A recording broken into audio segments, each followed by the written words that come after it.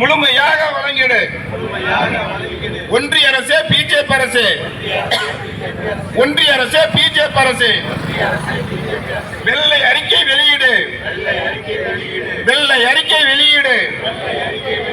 ஒன்றிய அரசின் பதவிகளில், ஒன்றிய அரசின் பதவிகளில், உயர் அதிகார பதவிகளில், உயர் அதிகார பதவிகளில் இட ஒதுக்கீட்டு விவரங்களை, இட ஒதுக்கீட்டு விவரங்களை முழுமையாக வெளியீடு.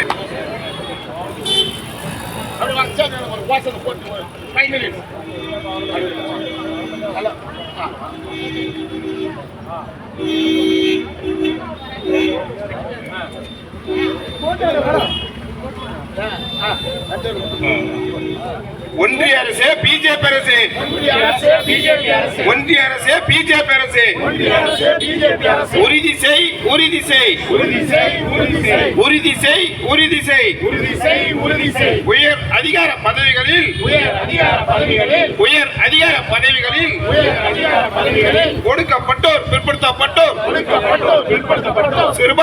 சிறுபான்மையினர் இடஒதுக்கீட்டை உறுதி செய்.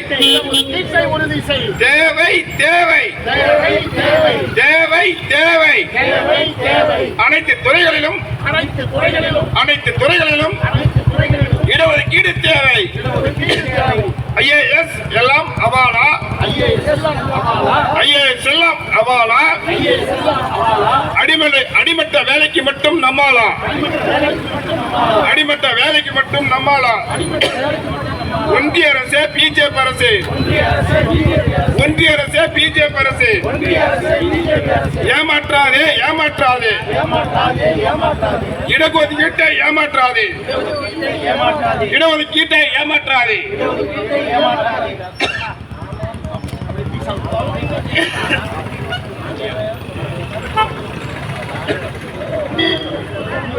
துறையாக மாநில ஒருங்கிணைப்பாளர் அண்ணன் ஓமை ஜெயராமன் உரையாற்றுவார்.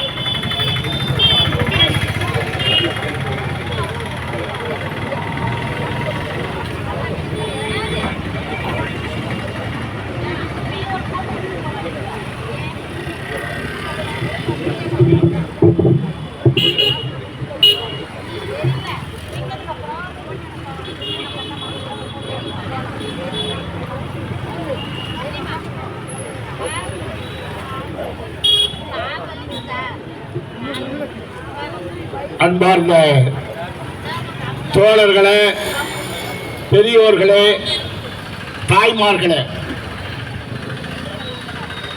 இந்த பால்பட்டு போன சமுதாயம் பண்பட வேண்டும் என்பதற்காக நாளும் உழைக்கிற தலைவர்கள் இந்த நாட்டில் ஏராளம் ஏராளம். அதை கூட நாம் எப்படி பார்க்கிறோம் என்று சொன்னால், மக்களுக்காக வாழுகிற தலைவர்கள் ஒரு பக்கம், மக்களால் வாழுகிற தலைவர்கள் இன்னொரு பக்கம்.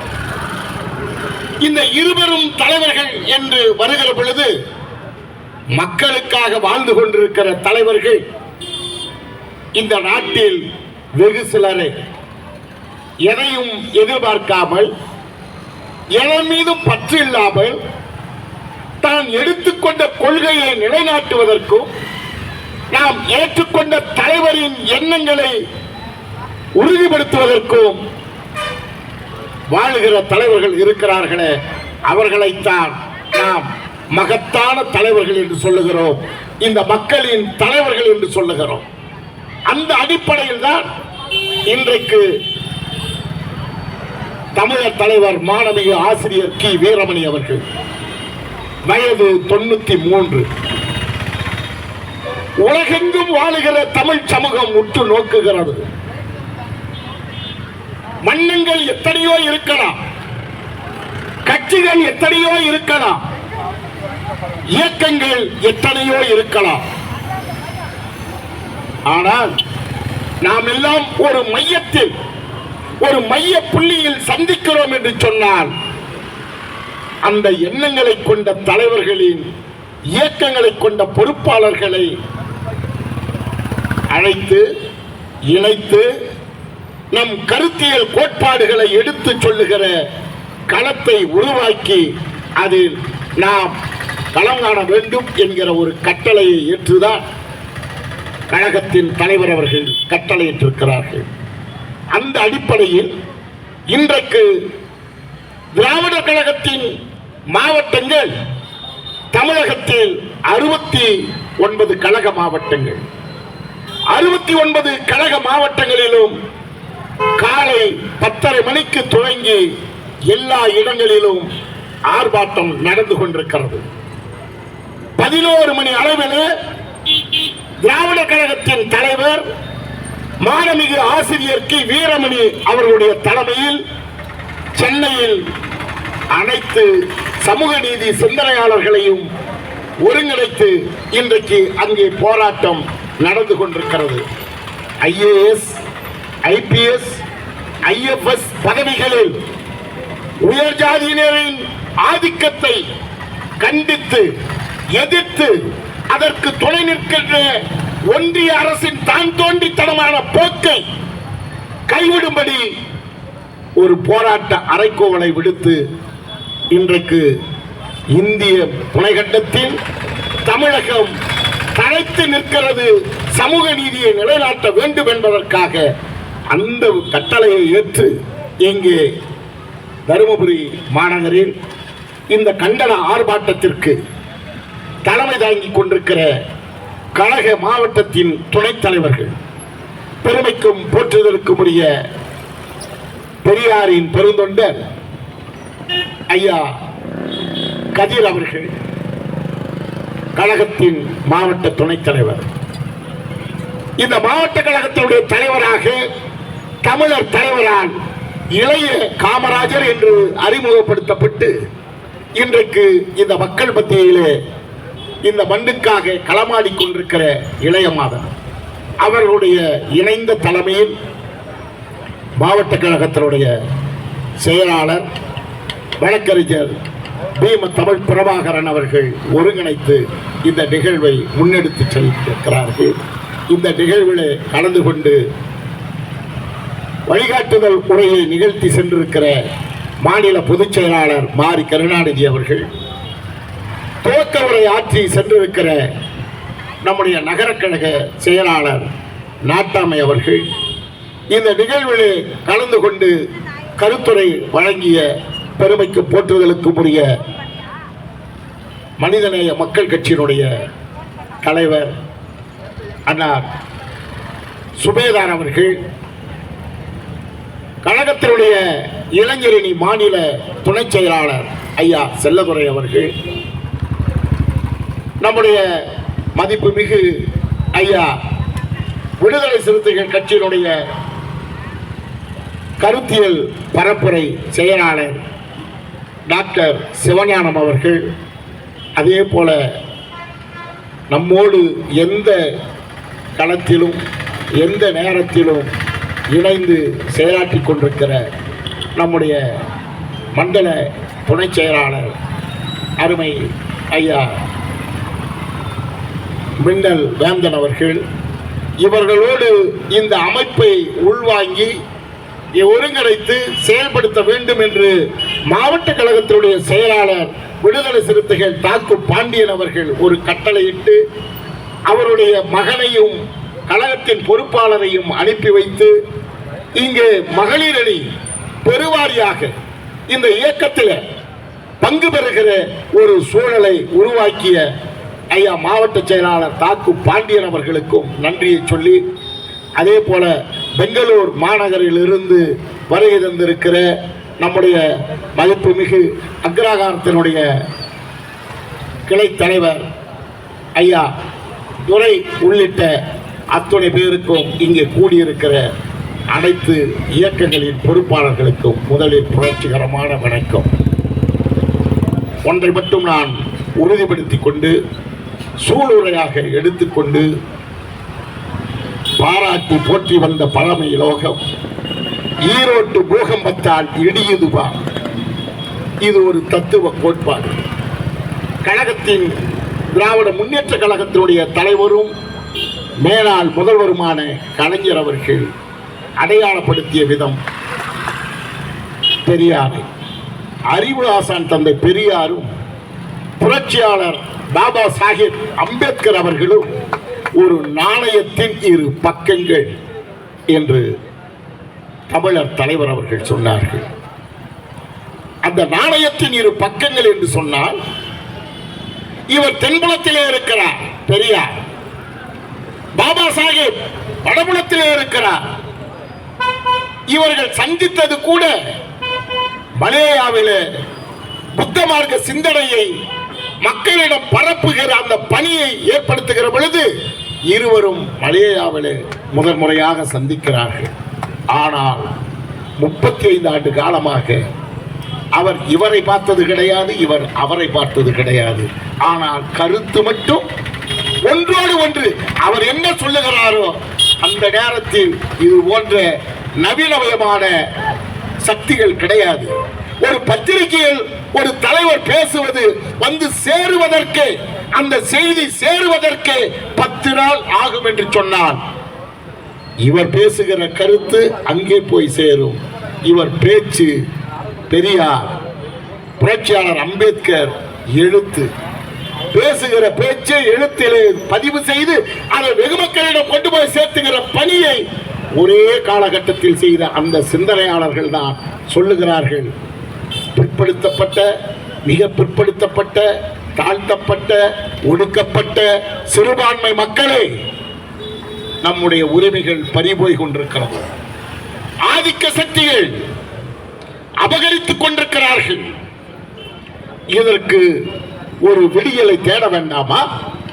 அதற்கு நாம் களம் அமைக்க வேண்டாமா என்கிற நிலையை மேற்கொள்ளுகிற பொழுதுதான் பல்வேறு போராட்டங்களை நடத்தி இடஒதுக்கீடு என்கிற ஒரு அத்தியாயத்தை கொண்டு வந்து நிலைநிறுத்துகிற நேரத்தில் தொடர்ந்து படித்தவர்கள் இல்லை, என் பாட்டன் கை நாட்டு, என் தந்தை நாடோடி, 3வது தலைமுறை படித்தது 11ஆம் வகுப்பு, அவனுக்கு பெயரே பள்ளிக்கூடத்தான் என்று பெயர்.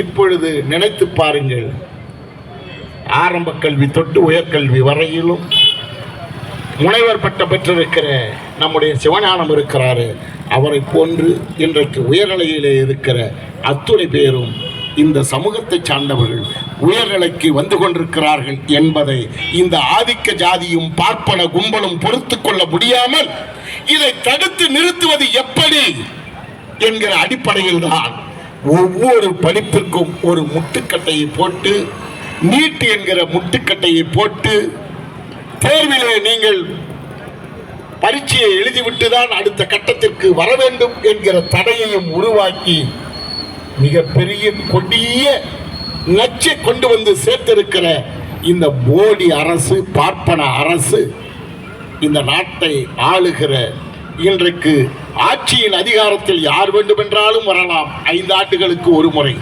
நேற்று வந்தவன் இன்று இருப்பதில்லை, இன்று இருப்பவன் நாளை ஆட்சிக்கு வரப்போவதில்லை, மாறி மாறி வரலாம். ஆனால் அதிகாரத்திலே இருக்கிற IAS, IFS, ICS இந்த உயர்நிலையில இருக்கிற அதிகாரிகள் 40 ஆண்டு காலத்திற்கு இந்த நாட்டை ஓட்டிக்கொண்டே இருப்பார்கள். அவர்கள் என்ன நினைக்கிறார்களோ அதுதான் இந்த நாடு. அவர்கள் எதை செய்கிறார்களோ அதை நாம் ஏற்றுக்கொண்டுதான் ஆக வேண்டும் என்கிற நிலை வருகிற பொழுதுதான் திராவிடர் கழகத்தினுடைய தலைவர் மாண்புமிகு ஆசிரியர் கி. வீரமணி அவர்கள் ஒரு அறைகோலை விட்டிருக்கிறார்கள். ஆட்சி அதிகாரத்திற்கு சட்டமன்றம், நாடாளுமன்றம், ஊராட்சி, உள்ளாட்சி, நகராட்சி, பேரூராட்சி இதில் அதிகாரத்தை பெறுவதற்கும் ஆளுமைக்கு உண்டானவர்கள் வருகிற பொழுது அவர்களுக்கு சில வளைவு சுழிவு, உயர்வு தாழ்வு, விருப்பு வெறுப்பு இந்த மக்களை சந்திக்கிற பொழுது அந்த மக்களின் மனநிலைக்கு ஏற்றவாறு தங்களுடைய நிலைப்பாட்டை உறுதிப்படுத்திக் கொள்ளுகிற நிலை இருக்கிற பொழுது எதை பற்றியும் கவலைப்படாமல் நாளை நடைபெற இருக்கிற தேர்தல்களிலே நாங்கள் பங்கு பெறக்கூடியவர்கள் அல்ல. ஆனால் மாறாக அந்த ஆளுமைக்கு அதிகாரத்திற்கு யார் வர வேண்டும் என்று வருகிற பொழுது இந்த மக்கள் வர வேண்டும் என்று சொன்னால் அதற்கு தடையாக இருக்கிற உயர் பதவியில் இருக்கிற ஆதிக்க ஜாதியை கொண்டவர்கள் தடையாக இருக்கிறார்கள். அதை தகர்த்து தள்ளி வைத்துவிட்டு அந்த ஆணவத்தை எதிர்த்து போராடி அந்த உயர்நிலைக்கு இந்த மக்களுடைய பிரதிநிதிகளாக வர வேண்டும் என்கிற வேண்டுகோளை வைத்துதான் இந்த போராட்ட களம் அமைந்திருக்கிறது. தோழர்களே, அறிக்கை விடுத்திருக்கிறார். ஒன்றிய அரசின் அநீதியை எதிர்த்து கட்சிக்கு அப்பாற்பட்டு, ஜாதிக்கு அப்பாற்பட்டு, மத வேறுபாடு இன்றி உரிமை குரல் கொடுக்க ஓரணியில் திரள்வோம் என்கிற அறைக்கூவல் இருக்கிறது. அந்த அறைக்கூவல் நம் அனைவருக்குமானது. அனைத்தும் அனைவருக்கும் என்கிற தத்துவ கோட்பாட்டை இன்றைக்கு தமிழகத்திலே தமிழக முதல்வர் முத்துவேல் கருணாநிதி ஸ்டாலின் என்கிற ஒரு மகத்தான தலைவர் இந்த மக்களிடத்திலே நேற்றைக்கு கூட ஒரு உடன்பாடுக்கு வருகிறார்கள். நினைத்து பாருங்கள், அனைத்தும் அனைவருக்கும் என்று சொல்லுகிற பொழுது எந்தெந்த சமூகத்தை சார்ந்தவர்கள், சிறுபான்மையா பெரும்பான்மையா, இவருடைய எண்ணிக்கை என்ன எவ்வளவு என்று கூட நினைக்கவில்லை. ஆனால் இந்த சமூகத்தின் பிரதிநிதிகள் இவர்கள் என்று சொன்னால் உங்களுடைய எண்ணம் என்ன? உங்கள் எண்ணம் தான் இந்த நாட்டை ஆளுகிற உரிமையை கொடுத்திருக்கிறது என்று சொன்னால் உங்களை அழைக்கிறேன், உங்கள் எண்ணங்களை சொல்லுங்கள். அந்த எண்ணங்களை பதிவிடுவதற்கு நாங்கள் தயார் என்கிற நிலையிலே அனைத்து மக்களையும் அழைத்து பேசுகிற தகுதியும் அந்த பெரும் குணமும் கொண்ட அந்த தலைவர் தான் இன்றைக்கு மார்ச் 1 பிறந்த நாள் கண்டிருக்கிறோம். இன்றைக்கு 3வது நாள். ஓரணியில் திரள்வோம், உரிமையை வென்றெடுப்போம்.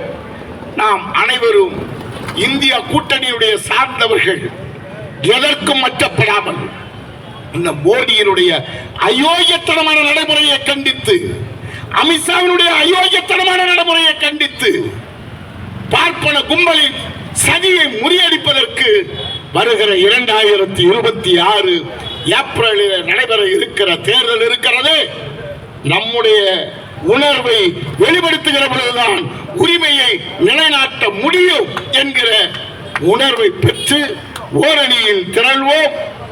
இந்த நிகழ்விலே தான் சொன்னார்கள், மற்றவர்களுக்கெல்லாம் இருக்கிற பொறுப்பை விட திராவிடர் கழகம், திராவிட முன்னேற்ற கழகம், விடுதலை சிறுத்தைகள், இஸ்லாமிய அமைப்புகள், கிறிஸ்தவ அமைப்புகள் அனைவருக்கும் மிகப்பெரிய ஒரு பொறுப்பு இருக்கிறது. இதுவரையிலும் 2 குழல் துப்பாக்கி என்று திராவிடர் கழகத்தையும் திராவிட முன்னேற்ற கழகத்தையும் சொன்னார்கள். தமிழர் தலைவர் ஆசிரியர் என் அருமை சகோதரன் எழுச்சி தமிழன், நீ 3வது குழல் துப்பாக்கி இந்த மண்ணுக்கும் மக்களுக்கும் வைக்கிற ஒரு மகத்தான தலைவர். கரம் அமைப்போம், கரத்தை ஒன்றுபடுத்தி களம் அமைப்போம், வெற்றி காணுவோம். இதில் நமக்கு பெருமைக்குரிய இஸ்லாமிய அமைப்புகள், கிறிஸ்தவ அமைப்புகள், சமூக நீதி சிந்தனையாளர்கள் ஒன்றுபட்டு நிற்கிறோம். நம்மை எந்த சக்தியாலும் யாராலும் எதுவும் செய்துவிட முடியாது. அதைத்தான் சொல்லுகிறோம் தோழர்களை. இறுதியாக மோடியே, அமித்ஷாவே, பார்ப்பன கும்பலே, ஆதிக்க ஜாதியே, இறுதி எச்சரிக்கை. சக்கரங்கள் சுழலும் போதும், சமுதிரங்கள் குபுறும் போதும், பொறுத்தவன் பொங்கும் போதும், புயல்மலை சீரும் போதும், பறித்தவன் ஆதிக்கத்தை பசித்தவன் எதிர்க்கும் போதும் மறித்தவன் வென்றதாக சரித்திரம் இல்லையடா தோழா.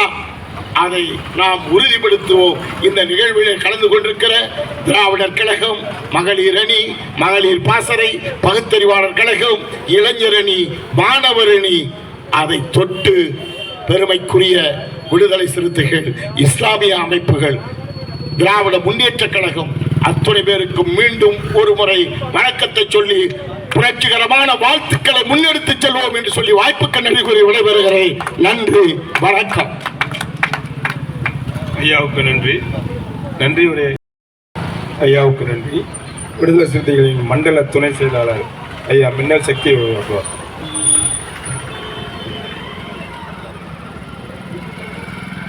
அன்பார்ந்த தோழர்களே, எப்பொருள் யாரார் வாய்க்கே பினும் மற்பொருள் மெய்ப்பொருள் காண்பது அறிவு என்று புரட்சியார் அம்பேத்கருக்கு நுணுக்கமாக இருந்தவர் தந்தை பெரியார். அப்பொருளை மெய்ப்பொருளாக காண்பதற்காக அது இடைவெளிக்காக இருந்தாலும் சரி, மனுசாஸ்திரத்தை எரிப்பதாக இருந்தாலும் சரி, பெரியார் கொள்கைகளில் நீண்டதொரு வரலாற்றை படைத்த ஐயா வீரமணி அவர்கள் சரியான நேரத்தில் சரியான இடத்தில் இந்த ஆர்ப்பாட்டத்தை அறிவித்த திராவிட கழகத்திற்கும் துணைன்ற பொறுப்பாளர்களுக்கும் எம் கட்சியை சார்ந்த விடுதலை சிறுத்தை நிர்வாகிகளுக்கும் மகளிர்களுக்கும் குழுமிருக்கின்ற அனைவருக்கும் விடுதலை சிறப்பாக நன்றியை கூறி, புரட்சியார் அம்பேத்கர் அவர்கள் உரிமை என்பது மார்த்தட்டி கேட்பதுதான், வண்டிட்டு கேட்பதல்ல. இங்கே இடஒதுக்கீடு என்பது ஏன் பாதிக்கப்படுவது என்று சொன்னால், மத்திய தேர்வாணையம் ஒன்று வைத்திருக்கிறார்கள். அதில் தகுதியுள்ள நபர்களை நியமிக்காமல் அதுக்கு பேர் தேர்வாணையம், யூபிஎஸ் என்று பெயர். அந்த யூபிஎஸ் இருக்கின்ற அதிகாரிகளை, தரமற்றவர்களை, தகுதியில்லாதவர்களை இணை செயலராகவும் இயக்குநராகவும் மோடி அரசு கையாண்ட காரணத்தால் எஸ்சி எஸ்டி ஓபிசி மக்களுடைய பாதிப்பு இன்றும் நிரப்பப்படாமல் பாதிப்பு வந்துகிறது.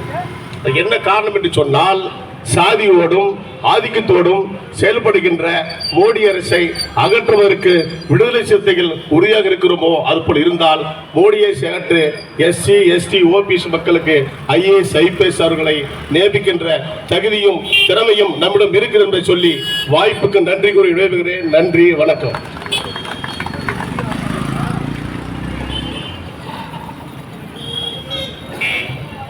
இறுதியாக